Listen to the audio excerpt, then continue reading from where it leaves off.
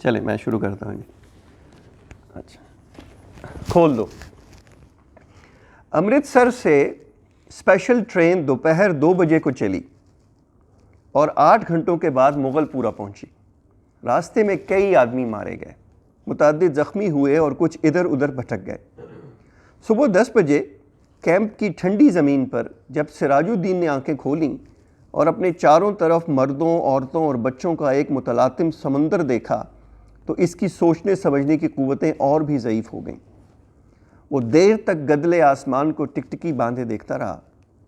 یوں تو کیمپ میں ہر طرف شور برپا تھا، لیکن بوڑھے سراج الدین کے کان جیسے بند تھے، اسے کچھ سنائی نہیں دیتا تھا. کوئی اسے دیکھتا تو یہ خیال کرتا کہ وہ کسی گہری فکر میں غرق ہے، مگر ایسا نہیں تھا.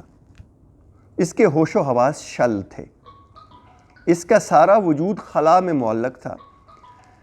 گدلے آسمان کی طرف بغیر کسی ارادے کے دیکھتے دیکھتے سراج الدین کی نگاہیں سورج سے ٹکرائیں. تیز روشنی اس کے وجود کے رگ و ریشے میں اتر گئی اور وہ جاگ اٹھا. اوپر تلے اس کے دماغ پر کئی تصویریں دوڑ گئیں: لوٹ، آگ، بھاگم بھاگ، اسٹیشن، گولیاں، رات اور سکینہ. سراج الدین ایک دم اٹھ کھڑا ہوا اور پاگلوں کی طرح اس نے اپنے چاروں طرف پھیلے ہوئے انسانوں کے سمندر کو کنگھالنا شروع کیا. پورے 3 گھنٹے وہ سکینہ سکینہ پکارتا کیمپ میں خاک چھانتا رہا، مگر اسے اپنی جوان اکلوتی بیٹی کا کوئی پتہ نہ ملا. چاروں طرف ایک دھاندلی سی مچی تھی. کوئی اپنا بچہ ڈھونڈ رہا تھا، کوئی ماں، کوئی بیوی اور کوئی بیٹی. سراج الدین تھک ہار کر ایک طرف بیٹھ گیا اور حافظے پر زور دے کر سوچنے لگا کہ سکینہ اس سے کب اور کہاں جدا ہوئی. لیکن سوچتے سوچتے اس کا دماغ سکینہ کی ماں کی لاش پر جم جاتا، جس کی ساری انتڑیاں باہر نکلی ہوئی تھیں. اس سے آگے وہ اور کچھ نہ سوچ سکتا تھا. سکینہ کی ماں مر چکی تھی. اس نے سراج الدین کی آنکھوں کے سامنے دم توڑا تھا. لیکن سکینہ کہاں تھی جس کے متعلق اس کی ماں نے مرتے ہوئے کہا تھا، مجھے چھوڑو اور سکینہ کو لے کر جلدی یہاں سے بھاگ جاؤ. سکینہ اس کے ساتھ ہی تھی. دونوں ننگے پاؤں بھاگ رہے تھے. سکینہ کا دوپٹہ گر پڑا تھا. اسے اٹھانے کے لیے اس نے رکنا چاہا تھا، مگر سکینہ نے چلا کر کہا تھا، ابا جی چھوڑیے، لیکن اس نے دوپٹہ اٹھا لیا تھا. یہ سوچتے سوچتے اس نے اپنے کوٹ کی ابھری ہوئی جیب کی طرف دیکھا اور اس میں ہاتھ ڈال کر ایک کپڑا نکالا. سکینہ کا وہی دوپٹہ تھا. لیکن سکینہ کہاں تھی؟ سراج الدین نے اپنے تھکے ہوئے دماغ پر بہت زور دیا، مگر وہ کسی نتیجہ پر نہ پہنچ سکا. کیا وہ سکینہ کو اپنے ساتھ اسٹیشن تک لے آیا تھا؟ کیا وہ اس کے ساتھ ہی گاڑی میں سوار تھی؟ راستہ میں جب گاڑی روکی گئی تھی اور بلوائی اندر گھس آئے تھے تو کیا وہ بے ہوش ہو گیا تھا جو وہ سکینہ کو اٹھا کر لے گئے؟ سراج الدین کے دماغ میں سوال ہی سوال تھے، جواب کوئی بھی نہیں تھا. اس کو ہمدردی کی ضرورت تھی، لیکن چاروں طرف جتنے بھی انسان پھیلے ہوئے تھے سب کو ہمدردی کی ضرورت تھی. سراج الدین نے رونا چاہا، مگر آنکھوں نے اس کی مدد نہ کی. آنسو جانے کہاں غائب ہو گئے تھے. 6 روز کے بعد جب ہوش و حواس کسی قدر درست ہوئے تو سراج الدین ان لوگوں سے ملا جو اس کی مدد کرنے کے لیے تیار تھے. 8 نوجوان تھے جن کے پاس لاری تھی، بندوقیں تھیں. سراج الدین نے ان کو لاکھ لاکھ دعائیں دیں اور سکینہ کا حلیہ بتایا. گورا رنگ ہے اور بہت ہی خوبصورت ہے. مجھ پر نہیں، اپنی ماں پر تھی. عمر 17 برس کے قریب ہے. آنکھیں بڑی بڑی، بال سیاہ، دہنے گال پر موٹا سا تل. میری اکلوتی لڑکی ہے، ڈھونڈ لاؤ، تمہارا خدا بھلا کرے گا. رضاکار نوجوانوں نے بڑے جذبے کے ساتھ بوڑھے سراج الدین کو یقین دلایا کہ اگر اس کی بیٹی زندہ ہوئی تو چند ہی دنوں میں اس کے پاس ہوگی. 8 نوجوان نے کوشش کی. جان ہتھیلیوں پر رکھ کر وہ امرتسر گئے. کئی عورتوں، کئی مردوں، کئی بچوں کو نکال کر انہوں نے محفوظ مقاموں پر پہنچایا. 10 روز گزر گئے مگر انہیں سکینہ کہیں نہ ملی. ایک روز وہ اسی خدمت کے لیے لاری پر امرتسر جا رہے تھے کہ 6 ہرٹا کے پاس سڑک پر انہیں ایک لڑکی دکھائی دی.